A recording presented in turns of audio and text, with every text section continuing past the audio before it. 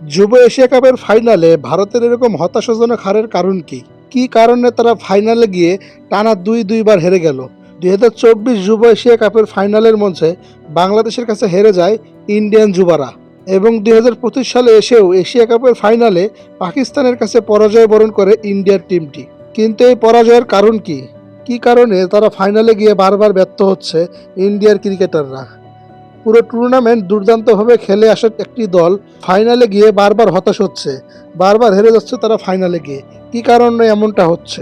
মূলত কারণ হচ্ছে তাদের অ্যাটাকিং ক্রিকেটটা খেলা। আমার মনে হয় সবসময় অ্যাটাকিং ক্রিকেট খেলা ক্রিকেটের জন্য ঠিক না। ইন্ডিয়ার এই অনূর্ধ্ব-১৯ টিমে যে ক্রিকেটাররা রয়েছেন বেশিরভাগই অ্যাটাকিং খেলতে পছন্দ করেন। এটা ওপেনিং থেকে ৮ নাম্বার ব্যাটার পর্যন্ত সবাই।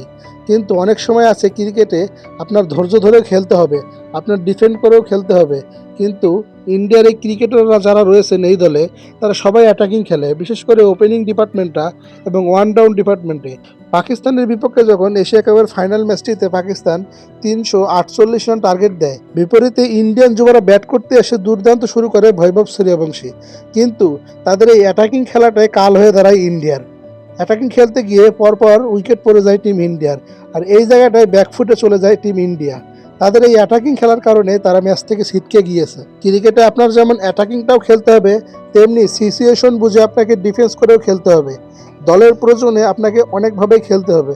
আপনি শুধু অ্যাটাকিং খেলবেন, এই জিনিসটা দলের জন্য ভালো দিক বয়ে আনবে না, কোনো না কোনো সময় আপনি ধরা খাবেন। ইন্ডিয়ান যুবরা ঠিক এই জায়গায় ধরা খেয়েছে দুইবারই। তো আপনাদের কি মনে হয় কমেন্টে জানাতে পারেন।